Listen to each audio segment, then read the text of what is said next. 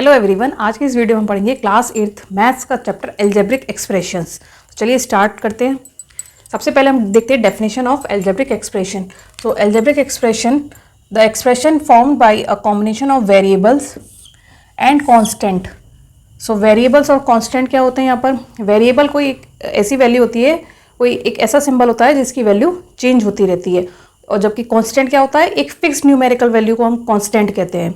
Variable हम कोई भी इंग्लिश अल्फ़ाबेट चूज़ कर सकते हैं, स्मॉल लेटर आपको चूज़ करना होता है, A to Z आप कोई भी वैल्यू चूज़ कर सकते हैं, लेकिन ध्यान रखिएगा वेरिएबल की वैल्यू हमेशा फिक्स्ड नहीं होती, ये चेंज होती रहती है, वेरी करती है, इसलिए इसे हम वेरिएबल कहते हैं। और कांस्टेंट यानी कि कोई भी numerical value. So variable and constant using mathematical operations like addition, subtraction, multiplication, division is known as algebraic expression। यानी कोई भी एक्सप्रेशन जिसमें हम वेरिएबल कांस्टेंट का यूज़ कर रहे हैं, साथ में हम मैथमेटिकल ऑपरेशन भी यूज़ कर रहे हैं, तो वो क्या होता है? एक एल्जेब्रिक एक्सप्रेशन होता है। फॉर एग्जांपल 7x - 5y, यहाँ पर हमने 7 और 5 दोनों क्या है? कांस्टेंट है, x और y दोनों ही वेरिएबल है, साथ में हमने यहाँ पर सब्ट्रैक्शन साइन का भी यूज़ किया है, वो है। नेक्स्ट एग्जांपल है 4x² 3x - 2। अब यहाँ पर 4, 3 और 2 तीनों ही क्या है? कांस्टेंट टर्म है, कांस्टेंट है, और x यहाँ पर क्या है? कोई वेरिएबल है।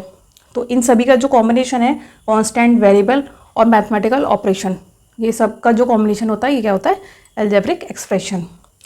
नेक्स्ट हमारा आता है इसमें टर्म्स। टर्म्स क्या होते हैं? किसी भी एल्जेब्रिक एक्सप्रेशन में टर्म्स क्या होते हैं? तो एग्जाम्पल से इसको हम समझेंगे। जैसे यहाँ पर मैंने कोई एल्जेब्रिक एक्सप्रेशन लिखा हुआ है। अब ये एल्जेब्रिक एक्सप्रेशन 3 पार्ट्स में डिवाइड है, फर्स्ट, सेकंड, थर्ड।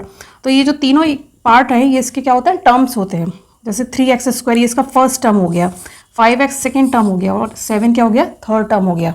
तो टर्म्स को मिला के ही हमारा क्या बनता है? एल्जेब्रिक एक्सप्रेशन बनता है। नेक्स्ट एग्जाम्पल हमने लिया है 5x + 2। अब यहाँ पर कितने टर्म्स हैं हमारे? 2 टर्म्स है। फर्स्ट टर्म क्या है? 5x, सेकेंड टर्म क्या है? 2, और दोनों के कॉम्बिनेशन से हमारा एक्सप्रेशन बनता है 5x + 2। टर्म्स को हम कैसे सेपरेट करते हैं? कैसे हमें पता चलता है कि यहाँ पर कितने टर्म्स हैं?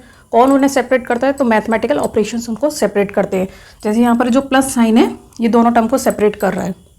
यहाँ पर भी ये 2 टाइम्स प्लस साइन आया है, तो ये भी टर्म्स को सेपरेट कर रहा है। तो या तो पॉजिटिव साइन होना चाहिए या नेगेटिव साइन होना चाहिए, यानी एडिशन का साइन और सब्ट्रैक्शन का साइन, वही आपके टर्म्स को सेपरेट करते हैं किसी एक्सप्रेशन में। नेक्स्ट है हमारा कोफिशिएंट। किसी भी एल्जेब्रिक एक्सप्रेशन में कोफिशिएंट क्या होते हैं? जैसे ये हमारा फर्स्ट हमने एक एग्जांपल लिया 5x। इसमें वेरिएबल की जो न्यूमेरिक वैल्यू होती है, वेरिएबल के आगे जो कोई भी न्यूमेरिक वैल्यू दी है, वो उसका क्या हो जाता है? कोफिशिएंट हो जाता है। जैसे x के सामने, x के साथ न्यूमेरिक वैल्यू दी है 5, तो 5 यहाँ पर क्या है? कोफिशिएंट। यहाँ पर हमारे पास 3 टर्म है, और तीनों टर्म का अलग अलग कोफिशिएंट होगा। x² का कोफिशिएंट क्या है? 7, क्योंकि यहाँ पर x² के साथ जो न्यूमेरिक वैल्यू अटैच है वो क्या है? 7। और यहाँ पर x का कोफिशिएंट क्या है? 2, और 1 क्या है? यहाँ पर कोई कांस्टेंट टर्म है, तो इसमें कोई कोफिशिएंट नहीं होगा, क्योंकि अपने आप में ये क्या है? कांस्टेंट वैल्यू है। सो नेक्स्ट हमारा आता है लाइक टर्म्स। तो एल्जेब्रिक एक्सप्रेशन में टर्म्स तो आपको पता ही चल गया क्या होते हैं, लेकिन लाइक टर्म्स और अनलाइक टर्म्स क्या होते हैं? तो पहले देखते हैं लाइक टर्म्स।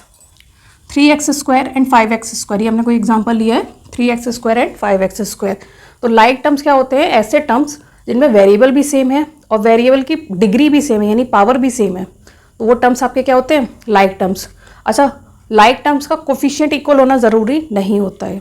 जैसे 3x² and 5x², coefficient different है, लेकिन वेरिएबल सेम है, वेरिएबल की पावर भी सेम है, तो ये दोनों टर्म्स क्या है? Like terms. 7z³ and 8z³, दोनों में वेरिएबल क्या आ रहा है? z, और वेरिएबल की पावर भी यहाँ पर क्या आ रही है? दोनों में सेम पावर आ रही है 3, तो ये दोनों टर्म्स कैसे हैं? Like terms. ऐसी नेक्स्ट एग्जांपल है हमारा 7y एंड 15y, तो ये भी दोनों टर्म कैसे हैं? Like terms. Unlike terms 8x and 7y, हमने एग्जांपल लिया 8x एंड 7y। तो अनलाइक टर्म्स में क्या होता है? आपका वेरिएबल डिफरेंट होगा, या हो सकता है वेरिएबल तो सेम है लेकिन उसकी पावर डिफरेंट है। पहले जो टर्म है उसकी पावर सपोज 2 है, और जो सेकेंड टर्म है उसकी पावर 3 है। और अगर पावर सेम है लेकिन हो सकता है कि वेरिएबल डिफरेंट है, तो इस तरह के टर्म्स क्या होते हैं? Unlike terms. सो एग्जांपल है 8x एंड 7y, यहाँ पर x आया, यहाँ पर y आया, तो ये कैसे टर्म्स हो गए? अनलाइक। यहाँ पर z है, z² है, और ये z³ है, तो ये तीनों ही टर्म्स कैसे हो गए? Unlike terms. नेक्स्ट होता है हमारा डिग्री ऑफ अ पॉलिनोमियल। किसी भी पॉलिनोमियल में, यानी किसी भी एल्जेब्रिक एक्सप्रेशन की डिग्री क्या होती है? तो डिग्री क्या होती है? किसी भी एल्जेब्रिक एक्सप्रेशन में जो वेरिएबल की हाईएस्ट पावर होती है, उसे ही हम पॉलिनोमियल की यानी एल्जेब्रिक एक्सप्रेशन की डिग्री कहते हैं। एग्जाम्पल के लिए आप यहाँ से देख सकते हो कोई एक्सप्रेशन हमने यहाँ पर लिखा हुआ है 4x² + 3x - 2। अब यहाँ पर वेरिएबल x है और वेरिएबल की हाईएस्ट पावर कितनी है 2। सो इस एक्सप्रेशन की डिग्री क्या हो जाती है 2। और कोई एग्जाम्पल हम देखते हैं, यहाँ पर भी हाईएस्ट पावर 2 है। सपोज मैं एक और एग्जाम्पल आपको देती हूँ 3x³ 5x² + 1। अब यहाँ पर हाईएस्ट पावर क्या है वेरिएबल की 3। सो इस पर यहाँ पर डिग्री क्या हो जाएगी 3। Classification of algebraic expressions. तो क्लासिफिकेशन यानी जब हम एल्जेब्रिक एक्सप्रेशन को क्लासीफाई करते हैं तो ये 3 पार्ट्स में डिवाइड होता है, monomial, binomial and trinomial.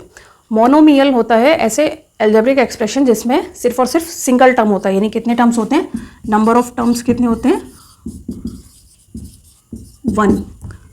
Binomial, by से आपको पता चल रहा है 2, यहाँ यानी यहाँ पर नंबर ऑफ टर्म्स कितने हो जाते हैं 2। ट्राई मीन्स क्या होता है 3, सो यहाँ पर नंबर ऑफ टर्म्स क्या हो जाते हैं 3। और किसी में अगर 3 से ज़्यादा टर्म्स है तो उसे हम क्या कहते हैं, सिंपली हम उसे पॉलिनोमियल कह सकते हैं।